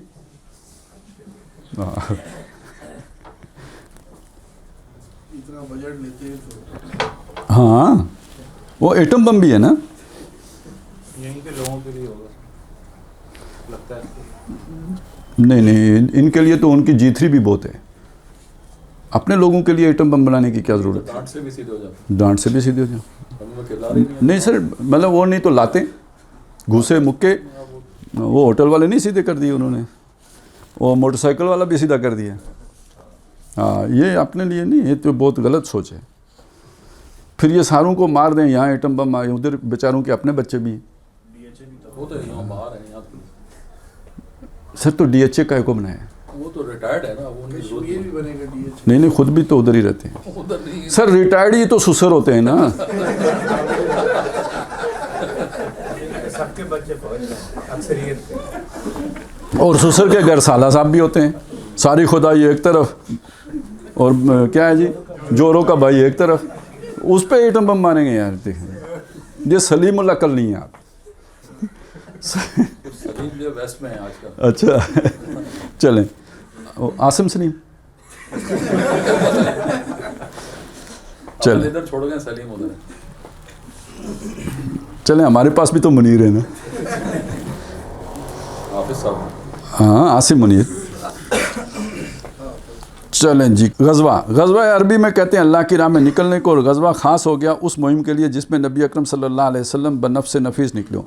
تو ابتدائی 6 ماہ کے بعد 4 فوجی مہمیں وہ ہیں جن میں حضور صلی اللہ علیہ وسلم خود مدینے سے باہر نکلے، اور 4 سرایا ہیں۔ سریہ اس فوجی مہم کو کہا جاتا ہے کہ آپ نے کوئی مہم بھیجی یا کوئی لشکر روانہ فرمایا اور کسی صحابی کو اس کا سربراہ یا سپہ سالار مقرر فرما دیا، خود آپ اس میں شامل نہیں ہوئے۔ ان 8 مہموں کے حالات و واقعات کو ہمارے اکثر سیرت نگار اور مورخین نے بمشکل तमाम बमुश्किल तमाम 2 या 3 सफ़ात में समेट लिया, यानी इस पर ज़्यादा गुफ्तगुएं नहीं की। इसमें भी नहायत ईजाज़ और इजमाल से काम लिया। ईजाज़ क्या होता है? समंदर को कूजे में बंद करना होता है। वजज़ यानी कोई किसी चीज़ को बहुत ही मुख्तसरन कहना। ये वो मोजे वाला इजाज़ नहीं है, ये आइन वाला नहीं है, ये वाओ ये में बदलिए, ये इवजाज़ था, ईजाज़ बनाए और इजमाल से काम लिया। हालांकि ये है नबी अकरम सल्लल्लाहु अलैहि वसल्लम की सीरत मुबारका का वो अहम और नाजुक यानी क्रिटिकल एंड क्रूशल मरला जिसमें इक़दाम अब हुज़ूर सल्लल्लाहु अलैहि वसल्लम की तरफ से हो रहा है। और पेशकदमी, अच्छा चूँकि इस पर इतनी तवज्जो नहीं हुई लिहाजा आज भी इसकी अहमियत लोगों के ऊपर उजागर नहीं है। बाल्फाज दीगर सब्र महज अब रास्त इक़दाम में तब्दील हो रहा है। अब मैं चाहूँगा कि पहले आपको जदीद इस्तिलाहात में समझा दूँ कि इस रास्त इक़दाम यानी एक्टिव रेजिस्टेंस की नोयत थी क्या। असल में हुज़ूर सल्लल्लाहु अलैहि वसल्लम ने मक्का के ख़िलाफ़ जो इक़दाम किया इसके 2 मकसद सामने आते हैं। वो जो 8 मुहिमें भेजी हैं 2 मकसद सामने आते हैं जो जदीद इस्तिलाहात के हवाले से समझ में आएंगे। पहला मकसद जिसको आजकल कहा जाता है इकोनॉमिक ब्लॉकेड यानी माशी नाकाबंदी, कि आपको मालूम है कि मक्का की और कुरैश की माशी ज़िंदगी का दारोमदार तजारत पर था। मक्का का अपना हाल तो ये था कि जिसे कुरान ने यूँ बयान किया है कि बेवादिन गैर ज़ी ज़रइन, यानी वहाँ किसी नौ की पैदावार थी ही नहीं, तो वो फैक्ट्रियों का दौर था नहीं, तो वो तो खाने पीने की चीज़ों के लिए बाहर की मंडियों के मोहताज थे, वहाँ एक दाना तक नहीं उगता था। हाँ भेड़ बकरियाँ और ऊँट थे, उनका दूध और गोश्त अलबत्ता उन्हें हासिल था, लिहाजा उनकी मईशत का सारा दारोमदार तजारत पर था। और दर हकीकत इस दौर की मशरक़ी और मगरबी मुल्कों के माबैन तजारत में कुरैश को एक अहम कड़ी और वास्ते यानी लिंक की हैसियत हासिल हो गई थी। आप गौर कीजिए कि आजकल नहर सवेज़ की कितनी अहमियत है, कुछ अरसे के लिए बंद हो जाए तो तजारत का क्या हाल हो जाएगा। हालांकि दूसरे रास्ते मौजूद हैं जो तवील पड़ेंगे, इसके सिवा और कुछ नहीं, लेकिन जिस ज़माने में कोई और रास्ता था ही नहीं, ये जनूबी अफ्रीका से हिंदुस्तान और मशरक़ी एशिया से बहरी रास्ते तो 15वीं सदी ईस्वी में दरियाफ्त हुए हैं। लिहाजा मशरक़ और मगरब की तजारत हुज़ूर की बेसत के दौर में अरब के रास्ते से होती थी। होता यह था कि हिंदुस्तान, इंडोनेशिया, मलेशिया और दूसरे मशरक़ी ममालिक का सारा सामान तजारत बड़ी बड़ी कश्तियों के ज़रिए यमन के साहिल तक पहुँचता था। उधर मगरब के ममालिक यानी यूनान, इटली, बल्कान की रियासतों का सारा सामान तजारत शाम के साहिलों पर उतर जाता है। यानी अब जो ये शाम कह लें, फ़लस्तीन कह लें, ये इसराइल जो ये इलाके शाम के साहिलों पे उतर जाता है। इस तरह यूरोप के ममालिक का सामान तजारत बोयरा रूम से होकर इधर पहुंचता था और उधर बोयरा अरब और बोयरा हिंद से होकर मशरक़ी ममालिक और जज़ायर का सामान तजारत यमन पहुंच जाता था। अब इनके माबैन कारोबार की जो सारी नकलो हमल यानी ट्रांसफ़र एंड ट्रांसपोर्ट थी वो सिर्फ कुरैश के हाथ में थी, जिसका कुरान मजीद में सूरह कुरैश में बड़े एहतमाम से ज़िक्र फरमाया गया है। लिईलाफ़ कुरैशिन ईलाफ़िहिम रिहलतश शिताए व सैफ। कुरैश सर्दियों में सफ़र करते थे यमन की तरफ, उधर से उनके काफ़िले जाते थे और गर्मियों में उनके काफ़िले शमाल यानी शाम के साहिलों की तरफ सफ़र करते थे। एक बड़ा तजारती सफ़र सर्दियों में और एक बड़ा तजारती सफ़र गर्मियों में उनके मामूलात में शामिल था और उन्हें इन दोनों असफ़ार में मुकम्मल अमन हासिल रहता था। आप सोच सकते हैं कि आखिर अरब के दूसरे कबाइल भी इस कारोबार में हिस्सा ले सकते थे, लेकिन होता यह था कि उनके काफ़िले अक्सर लूट लिए जाते थे। दूसरे कबाइल अगर जाएंगे तो लूट लिए जाएंगे। चूँकि अरब के अक्सर कबाइल का तो पेशा ही लूट मार, राजानी और गारतगरी था, तो किसी और कबीले का काफ़िला शाज़ी लूट मार से बचकर निकलता था। सवाए कुरैश के उनके काफ़िले की तरफ कोई आँख उठाकर भी नहीं देखता था। ऐसा क्यों था? इसलिए कि कुरैश काबा के मुतवल्ली थे और तमाम अरब उसे अल्लाह का घर तस्लीम करते थे। और ज़ाहिर है कि काबा में जो 360 बुत रखे हुए थे वो सारे के सारे कुरैश के तो नहीं थे, बल्कि सूरत ये थी कि तमाम अरब के खुदा कुरैश के पास बतौर यरगमाली हॉस्टेजेस रखे हुए हैं। अगर उनके काफ़िले के ऊपर कोई कबीला हाथ डाले तो कुरैश उस कबीले के खुदा की गर्दन मरोड़ देंगे कि नहीं, ये कम अज़ कम उनका हज उम्रा बंद कर देंगे। یہ وجہ تھی کہ قریش کے قافلوں کو تحفظ حاصل تھا۔ سورہ قریش میں آگے فرمایا گیا فَلْيَعْبُدُوا رَبَّ هَٰذَا الْبَيْتِ الَّذِي أَطْعَمَهُم مِّن جُوعٍ وَآمَنَهُم مِّن خَوْفٍ۔ بدبختو تمہیں اللہ کے اس گھر کی وجہ سے رزق مل رہا ہے، تم تو اس کی حرمت کو بٹا نہ لگاؤ، تم پر تو لازم ہے کہ اس گھر کے مالک اللہ واحد کی عبادت کرو جس نے تم کو بھوک سے نجات دلا رکھی ہے اور خوف سے محفوظ رکھا ہوا ہے۔ تو اس منظر کو سامنے رکھیے کہ مغرب و مشرق کی تجارت میں قریش کو بلا شرکت غیر اجارہ داری یعنی مونوپلی حاصل تھی، اس وجہ سے کہ یہ کعبہ کے متولی تھے اور کعبہ میں تمام قبیلوں کے بت رکھے ہوئے تھے، لہٰذا ان کے قافلوں پر کوئی ہاتھ نہیں ڈال سکتا تھا۔ لیکن حضور صلی اللہ علیہ وسلم نے ہاتھ ڈالنا شروع فرما دیا، یہ تو بتوں کے گستاخ، تو ان کو بتوں کے ماننے والوں سے کیا جو ہے نا ڈر یا خوف، تو انہوں نے ان کے قافلوں کے جو رستے تھے ان کے اوپر اپنی موجودگی ظاہر کر کے تھریٹن کر دیا کہ بھائی وہ باقی تو ہاتھ نہیں ڈالتے تھے، ہم تو ڈالیں گے۔ تو یہ اکنامک بلاکیڈ ہے۔ یہ بات خوب اچھی طرح نوٹ کیجئے کہ آپ نے اب تک قوت کے اعتبار سے اپنی موجودگی یعنی پریزنس ثابت فرما دی، یعنی کوئی چھیڑ چھاڑ نہیں کی، صرف اپنی موجودگی ظاہر کی۔ میں آگے چل کر بتاؤں گا کہ وہ کون سی مہمیں ہیں جن کے ذریعے حضور صلی اللہ علیہ وسلم نے اقدام فرمایا۔ اس اقدام کا مقصد کیا تھا؟ سادہ الفاظ میں یہ کہا جا سکتا ہے کہ مقصد تھا مکہ کی معاشی ناکہ بندی یعنی اکنامک بلاکیڈ۔ حضور نے در حقیقت قریش کی رگ جان یعنی لائف لائن پر ہاتھ ڈالا اور ان کے تجارتی قافلوں کے راستوں کو مخدوش بنا دیا اور ان کی معاش کے لیے ایک خطرہ کھڑا فرما دیا۔ چنانچہ ایک مقصد تو تھا معاشی ناکہ بندی اور دوسرا مقصد تھا قریش کی سیاسی ناکہ بندی، جس کو کہا جائے گا پولیٹیکل آئسولیشن آف قریش۔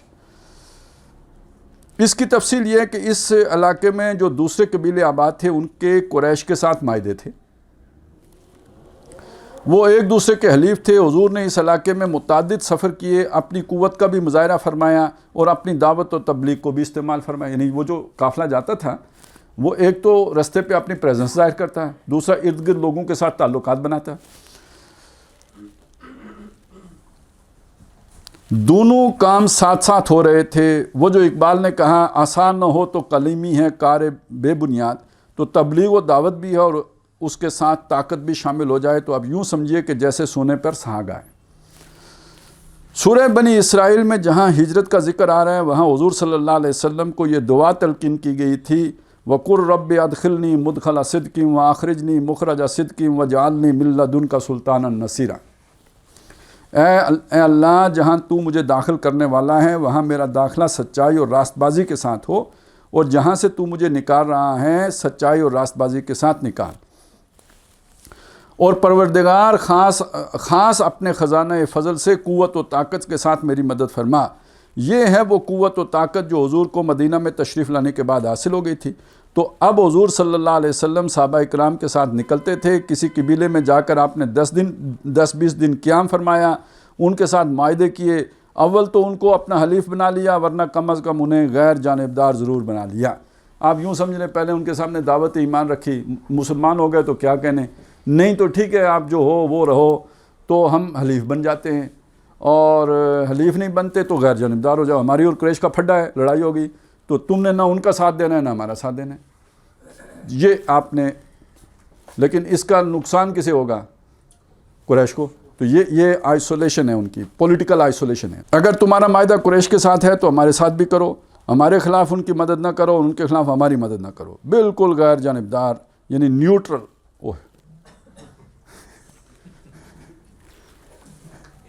یعنی یہ سنت سے نیوٹرل ہونا بھی ثابت ہو گیا ہے یا نیوٹرل کرنا ثابت ہو گیا، ہونا تو نہیں ثابت ہوا، نیوٹرل کرنا ثابت ہو گیا، یعنی بالکل غیر جانبدار ہو جاؤ۔ یہ ہیں حضور صلی اللہ علیہ وسلم کے وہ اقدامات جن کو میں جدید اصطلاحات کے حوالے سے isolation and political containment of Quraish قرار دیتا ہوں۔ یہ کنٹینمنٹ آف چائنا میں بھی دونوں باتیں ہی ہوں گی نا، وہ ان کا رستہ بھی روکنا اور ان کا اثر و رسوخ بھی روکنا، تو یہ کنٹینمنٹ آف قریش ہے۔ ان مقاصد کے لیے 4 سفر تو حضور نے بنفس نفیس فرمائے اور 4 مہمیں ایسی ہیں کہ جن میں آپ شریک نہیں تھے۔ یہاں 2 باتیں خاص طور پر نوٹ کرنے کی ہیں۔ ایک یہ کہ ان مہموں میں آپ نے کسی انصاری صحابی کو شامل نہیں فرمایا، یہ صرف مہاجرین کو ساتھ لے کے جاتے تھے۔ یہ جملہ مہم مہاجرین پر مشتمل تھی۔ اس کی وجہ جہاں تک میں سمجھاؤں یہ تھی کہ بیعت عقبہ ثانیہ کے موقع پر انصار نے عرض کیا تھا کہ آپ مدینہ تشریف لے آئیے، اگر قریش نے آپ کی وجہ سے مدینہ پر حملہ کیا تو ہم آپ کی اسی طرح حفاظت کریں گے جیسے اپنے اہل و عیال کی کرتے ہیں۔ دوسری خاص بات یہ تھی کہ کل ایک سال کے اندر یہ ساری کارروائی عمل میں آ گئی، یعنی رمضان 1 سے لے کر رمضان 2 ہجری تک کے عرصے میں حضور صلی اللہ علیہ وسلم نے 8 مہمیں سر انجام دیں۔ اس سے آپ اندازہ کر سکتے ہیں کہ کس قدر کم وقت میں کس قدر شد و مد و زور و شور کے ساتھ یہ عمل تھا، یعنی 1.5 مہینے میں ایک وہ بن جاتی ہے۔ ایسا نہیں تھا کہ بختر بند گاڑیوں پر آپ نے کوئی مہم بھیج دی ہو، بلکہ یہ تمام مہمیں اونٹوں کے ذریعے یا پا پیادہ طے کی گئیں۔ میں ان 8 مہموں کی تفصیلات سیرت کی متعدد کتب کنسلٹ کر کے نوٹ کر کے لایا ہوں، اور کافی محنت سے میں نے مختلف کتابوں سے ان کو مرتب کیا ہے اور ان مہمات کے مقاصد اور ان کی غرض و غایت کو سمجھا ہے، جو میں آگے چل کر بیان کروں گا۔ جیسا کہ میں عرض کر چکا ہوں کہ سیرت نگاروں نے ان مہمات کو بہت ہی سرسری طور پر ذکر کیا ہے اور اس مقام سے ایسے گزر گئے ہیں کہ جیسے یہ سیرت کے غیر اہم واقعات تھے۔ ان کے یہاں ہجرت کے بعد پہلا قابل ذکر واقعہ غزوہ بدر ہے۔ حالانکہ غور طلب بات یہ ہے کہ غزوہ بدر ہوا کیوں؟ غزوہ بدر سے تو اصل میں حضور کی انقلابی جدوجہد آخری اور چھٹے مرحلے یعنی فائنل اینڈ 6th فیز میں داخل ہوئی ہے، یعنی مسلح تصادم۔ لیکن پیسیو ریزسٹنس یعنی صبر محض ہجرت کے بعد ایکٹیو ریزسٹنس یعنی راست اقدام کی شکل میں کیسے بدلی، جس کے نتیجے میں مسلح تصادم کی نوبت آئی، یہ ہے وہ قریباً 1.5-2 سال کی تاریخ جس پر غور اور تدبر سے حضور کا منہج انقلاب صحیح طور پر سمجھ میں آ سکے گا۔ اور یہ بات بھی واضح ہو جائے گی کہ حضور کو تلوار کیوں اٹھانی پڑی۔ اس 2 سال کی تاریخ کے متعلق میں نے عرض کیا تھا کہ حضور نے قریباً 6 مہینے لگائے ہیں داخلی استحکام کے عمل میں۔ اس کے بعد پہلے 6 مہینوں میں 3 مہمات آپ نے بھجوائیں جن میں آپ خود تشریف نہیں لے گئے۔ بعد کی 6 ماہی کی 4 مہموں میں آپ صلی اللہ علیہ وسلم بنفس نفسی شریک ہوئے۔ ان مہمات کے 2 مقاصد تھے۔ پہلا مقصد تھا مکہ کی معاشی ناکہ بندی اور دوسرا قریش کو سیاسی طور پر آئسولیٹ کرنا، یعنی مکہ اور مدینہ کے درمیان کے علاقے میں جو قبائل آباد ہیں یا ان کو اپنا حلیف بنا لینا، ان کے ساتھ باقاعدہ معاہدہ کر لینا یا کم از کم ان کو غیر جانبدارانہ طرز عمل اختیار کرنے پر راضی کر لینا کہ وہ نہ قریش کا ساتھ دیں اور نہ محمد صلی اللہ علیہ وسلم کا ساتھ دیں بلکہ قطعی غیر جانبدار ہو جائیں۔ ان 8 مہموں کو ترتیب وار بیان کرنے سے پہلے میں یہ چاہتا ہوں کہ 2 واقعات آپ کو اور سنا دوں۔ ہوا یہ کہ پہلے 6 مہینوں میں جب نبی اکرم صلی اللہ علیہ وسلم نے ابھی کوئی اقدام نہیں فرمایا تھا تو ایک واقعہ پیش آیا جو بہت اہم ہے۔ حضرت سعد ابن معاذ رضی اللہ تعالیٰ عنہ رئیس اوس مکہ گئے۔ حضور ہجرت کر کے آ چکے ہوئے، ابھی کوئی مہم نہیں گئی، تو حضرت سعد جو اوس قبیلے کے سردار ہیں وہ مکہ تشریف لے گئے، عمرہ کرنے گئے یا وہ وہاں پر گئے۔ ابھی تک مسلمانوں اور کفار مکہ کے مابین کھلا اعلان جنگ یعنی وار ڈکلیئر نہیں ہوا تھا۔ مکہ میں حضرت سعد کا حلیف امیہ ابن خلف تھا، یعنی وہ انہیں پروٹیکشن دینے والا وہ تھا، دوست تھا کہہ لیں۔ اچھا، ابی ابن خلف تھا، کیا نہیں امیہ ابن خلف تھا، کدھر گیا جی؟ ہاں، جو کبھی حضرت بلال کا آقا ہوا کرتا تھا اور اس نے ان کو بہت ستایا تھا۔ حضرت سعد نے اس کے یہاں قیام کیا اور پھر طواف کے لیے حرم گئے۔ وہاں ابو جہل سے آمنا سامنا ہو گیا۔ اس نے امیہ سے پوچھا یہ کون ہے؟ اس نے بتایا کہ یہ اوس کے رئیس سعد ابن معاذ ہے۔ اچھا، یہ ذہن میں رکھیے، یہ جو قبیلے کا یا جو اس طرح کے جو دیہات میں اب بھی شاید ہوگا کہ پولیس تو نہیں ہوتی تھی نا، تو اصل میں جو نظم تھا یا تنظیم تھی وہ خاندان سے قائم ہوتا تھا۔ اب کوئی اجنبی آدمی جو بھی نظر آئے گا اس سے پوچھا جائے گا تم کون ہو، تو جس آدمی کے تعاون سے وہ اس شہر میں موجود ہوگا وہ اس کو بتائے گا کہ یہ فلانا ہے، یہ یعنی میری حفاظت میں ہے، میں اس گاؤں میں میرے واسطے سے موجود ہے، بلا جواز کوئی گاؤں میں نہیں گھوم سکتا۔ تو اس لیے یہ سارا ذہن میں ہوگا تو سمجھ میں آئے گا کہ ابو جہل نے ایک اجنبی آدمی دیکھا تو وہ اگنور نہیں کر سکتا جیسے ہم یہاں اگنور کرتے ہیں، تو وہاں نہیں اگنور کیا جائے گا. وہ سردار ہے، اس نے پوچھنا ہے کہ ہمارے اس شہر میں یہ اجنبی آدمی کون آیا. تو اب جس نے اس کو یعنی تحفظ دیا ہوا ہے وہ بولا کہ یہ فلانے صاحب ہیں. سامنا اس نے امیہ سے پوچھا یہ کون ہے، اس نے بتایا کہ یہ اوس کے رئیس سعد ابن معاذ ہیں. ابو جہل ان کے ساتھ گستاخی سے پیش آیا اور اس نے کہا اگر تم امیہ کے حلیف نہ ہوتے تو تم بچ کر نہیں جا سکتے تھے. ٹھیک ہے، دھمکی لگائی، ہم اسے برداشت نہیں کر سکتے کہ تم ہمارے دشمنوں اور بے دینوں کو پناہ دو. یہ دیندار تھا خود سمجھ رہے ہیں، وہ اس نے خارجی سمجھے ہوئے تھے. بے دینوں کو پناہ دو اور خود آ کر بیت اللہ کا طواف کرو، یعنی ہمارے دشمنوں کو پناہ دے کر اور پھر ہم یہاں آ کے تم. اب آپ کو سمجھ آئی کہ اگر کوئی ان کا مخالف ہوتا تو اس کا خدا چھوڑتے. یہ وہ جو ڈاکٹر صاحب نے کہا نا ان کی گردن مروڑ دیتے. یہ جو عمرہ نہیں کرنے دے رہے اور دھمکی لگا رہے ہیں کہ چونکہ ہمارے شہر میں ہے مکہ تو ہم تمہیں عمرہ نہیں کرنے دیں گے اور تمہیں زندہ نہیں چھوڑتے اگر تم ہمارے دشمنوں کو پناہ دو گے. تو ہم اسے برداشت نہیں کر سکتے کہ تم ہمارے دشمنوں اور بے دینوں کو پناہ دو اور خود آ کر بیت اللہ کا طواف کرو. اس کے نزدیک تو نعوذ باللہ جناب محمد رسول اللہ صلی اللہ علیہ وسلم اور آپ کے ساتھی بے دین تھے، چونکہ انہوں نے قریش کا بت پرستی کا آبائی دین چھوڑ دیا تھا. حضرت سعد بن معاذ نے اسی وقت ترکی بترکی جواب دیا کہ اگر تم نے ہم پر طواف بند کیا تو جان لو کہ ہم تمہارے تجارتی راستوں کو روک دیں گے. یہ جو آج ملکوں کی سطح پہ ڈپلومیسی ہوتی ہے نا، یہ کتنی ٹریننگیں، پہلے فلانی اکیڈمی میں پڑھو تو پھر یہ پڑھو تو پھر وہ پڑھو، تو یہ جو ہوتے تھے نا یہ سردار. اور آج بھی آپ قبائلی علاقوں میں چلے جائیں، وہ جو ادھر ان کے ہوتے ہیں وہ کیا کہتے ہیں ان کو، مشران. یہ ہمارے ڈپلومیٹ جا کے ان سے ڈپلومیسی پڑھیں اور یہ ان کا لیول دیکھیں نا. جو یعنی یہ کوئی ایک دم بات تو ایسے نہیں آ جاتی نا، یہ اس کے پیچھے پورا ایک تجربہ ہوتا ہے تو تب آتی ہے. اور اسے پتہ ہے کہ یہ جو اس نے بات کی ہے اس کا توڑ کیا ہے. جانے سے پہلے یہ سوچ کے گئے، بالکل سوچ کے گئے ہوں گے، یہ بالکل پہلے سے ہوم ورک کر کے گئے ہوں گے. اگر ایسی بات ہو گئی تو پھر نیوٹرل کرنا ہوتا ہے تو یوں نیوٹرل کریں گے. مشورہ بھی کیا ہوگا نا کسی سے کہ میں جا رہا ہوں. یہ بھی تو ہو سکتا ہے اتنے پروفیشنل ہوں کہ ان کو ضرورت نہیں. نہیں، سردار ایویں نہیں بنتا. سردار کا بیٹا سردار ہوتا ہے. وہ جو یہ جا کے اکیڈمیوں میں لوگوں کے نقل اتارنے کے طریقے پڑھتے ہیں تو وہ گھر میں بچپن سے سیکھ اس کے سامنے ہو رہا ہوتا ہے ساری. کیپیبل تھے اس کو جواب دینے کے.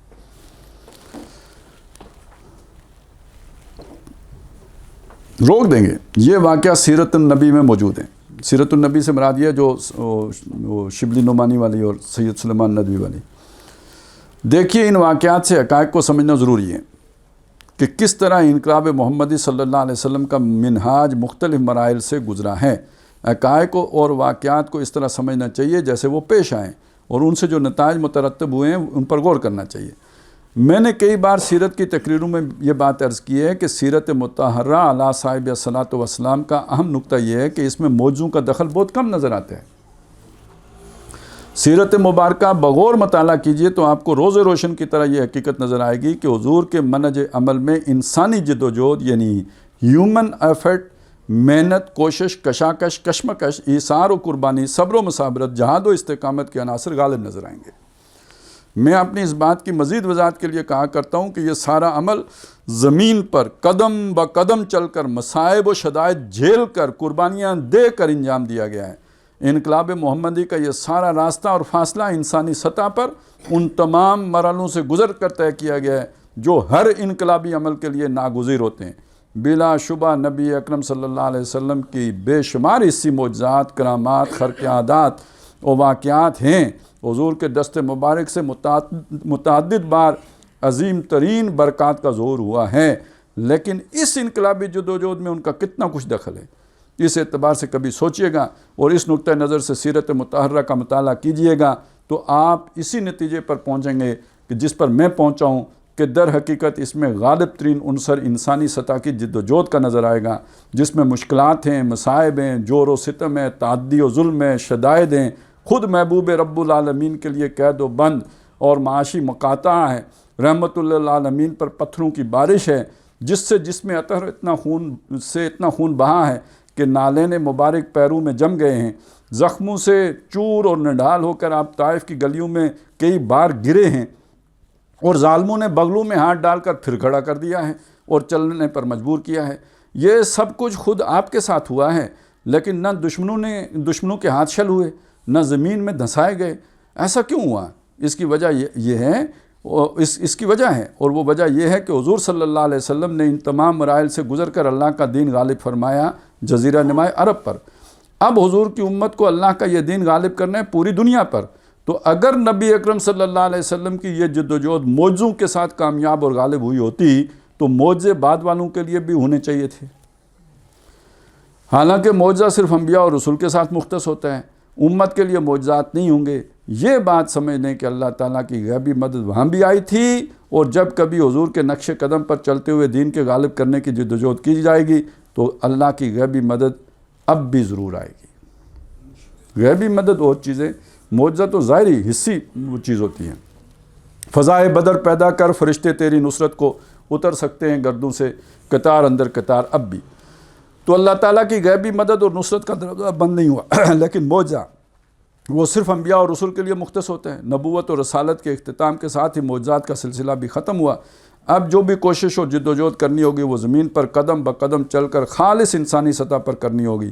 لہٰذا جناب محمد رسول اللہ صلی اللہ علیہ وسلم نے اپنی امت پر یہ حجت قائم فرما دی کہ آپ نے بالکل انسانی سطح پر زمین پر قدم بقدم چل کر مصائب و شدائد جھیل کر اور ہر طرح کے موانعات سے نبرد آزما ہو کر، یعنی موانعات منع کرنے والی چیزیں، یہ رکاوٹیں، جزیرہ نمائے عرب میں اسلامی انقلاب برپا فرما دیا۔ بہرحال یہ عرض کرنا ہے کہ حضرت سعد بن معاذ کا یہ قول بھی یاد رکھیے کہ دوسرا عام واقعہ یہ ہے کہ یعنی یہ ایک واقعہ ہو گیا وہ اکنامک بلاکیڈ والا، دوسرا عام واقعہ یہ ہے کہ عبداللہ بن ابی خزرج کا بہت بڑا سردار تھا، اور اوس و خزرج کے دونوں قبیلے باہمی مشاورت سے اسے مدینہ کا بادشاہ بنانے کا فیصلہ کر چکے تھے حضور کے آنے سے پہلے۔ یہ یعنی آپ دیکھیں نا، یہ جو ارتقاء ہوتا ہے نا، سوشل ایولیوشن کیسے ہوتا ہے، پہلے لڑائیاں ہی ہوتی ہیں، پھر رفتہ رفتہ آدمی سوچ کے وہ، تو یہ اوس و خزرج کو لڑتے لڑتے عرصہ ہو گیا تھا۔ پھر ان کے بزرگ بیٹھے، انہوں نے کہا یار کسی ایک کو بادشاہ بنا لو، یعنی یہ اب معاہدہ عمرانی سوشل کانٹریکٹ اس کی صورت بن رہی تھی، اور یہ بھی طے پا گیا تھا کہ کسے بادشاہ بنانا ہے، عبداللہ ابن ابی کو بنانا ہے، یہ بھی طے ہو گیا تھا۔ اس کے لیے یعنی عبداللہ ابن ابی کے لیے تاج بھی تیار ہو گیا تھا جو اس نے سر پہ رکھنا تھا، اور یہی بات اس شخص کی بدبختی کا اصل سبب بن گئی کہ وہ منافقین کا سردار بن گیا، چونکہ اس کی بادشاہت کا آئینہ نبی اکرم صلی اللہ علیہ وسلم کی مدینہ میں تشریف آوری کے باعث چکنا چور ہو گیا۔ اب پتہ نہیں مجھے ابھی فیض حمید صاحب یاد آ گئے وہ بھی بس چیف بننے میں ایک آنچ کی کسر رہ گئی تھی، تو خراب ہو گیا کام۔ اب ان بے تاج بادشاہ صلی اللہ علیہ وسلم کے ورود مسعود کے بعد اس باتاج بننے والے کے لیے گنجائش کہاں رہی؟ وہ ایمان تو لے آیا، چونکہ دونوں قبیلے ایمان لے آئے تھے، لیکن پہلے ہی دن سے اس کے دل میں جو نفاق کا بیج پڑا تو وہ پروان چڑھتا ہی چلا گیا۔ اس کے پاس قریش کے خطوط آ رہے تھے کہ تم حضور اور آپ کے ساتھ مہاجرین کو مدینہ سے باہر نکالو، تم کھڑے ہو جاؤ۔ آڈیو لیک میں جو چیف جج صاحب کو کوئی کہہ رہا ہے میں آ رہا ہوں تو تم کھڑے ہو جاؤ، تمہیں اقدام کرنا چاہیے، ہماری مدد کی ضرورت ہو، ہم لشکر لے کر آنے کے لیے تیار ہیں، وغیرہ وغیرہ وغیرہ وغیرہ وغیرہ وغیرہ، آپ سمجھ گئے ہیں۔ اس کی یہ ریشہ دوانیاں ابتدائی سے شروع ہو گئی تھیں۔ میں نے نبی اکرم صلی اللہ علیہ وسلم کے استحکامات کے متعلق جو 3 اقدامات آپ کو گنوائے تھے، ان میں چوتھا یہ بھی شامل کیجئے کہ آپ بنفس نفیس چل کر عبداللہ ابن ابی کے پاس تشریف لے گئے، اس کے گھر گئے۔ حالانکہ یہ بھی ہو سکتا تھا کہ حضور اس کو طلب فرماتے اور خود انتظار فرماتے، لیکن اور دلیل سے اسے سمجھایا اور فرمایا دیکھو اگر تم نے کوئی اقدام کیا تو کیا اپنے بھائیوں کے خلاف جنگ، اگر تم نے کوئی اقدام کیا تو کیا اپنے بھائیوں کے خلاف جنگ کرو گے؟ حضور اسے سمجھا رہے ہیں کہ تمہارا سارا قبیلہ ایمان لا چکا ہے، اگر تم نے اس طرح کی کوئی حرکت کی جو ہمارے علم میں آئی ہیں تو اچھی طرح سوچ لو کہ اس کا نتیجہ کیا ہوگا، تمہیں اپنے بھائی بندوں کے خلاف جنگ کرنا پڑے گی۔ میں سمجھتا ہوں کہ اسی وجہ سے اسے کوئی عملی اقدام کرنے کی جرت نہیں ہوئی، اگرچہ وہ ساری عمر سازشیں اور ریشہ دوانیاں کرتا رہا جیسے یہودی کرتے رہے، لیکن اسے کبھی بھی کھلم کھلا سامنے آنے کی ہمت نہیں ہوئی۔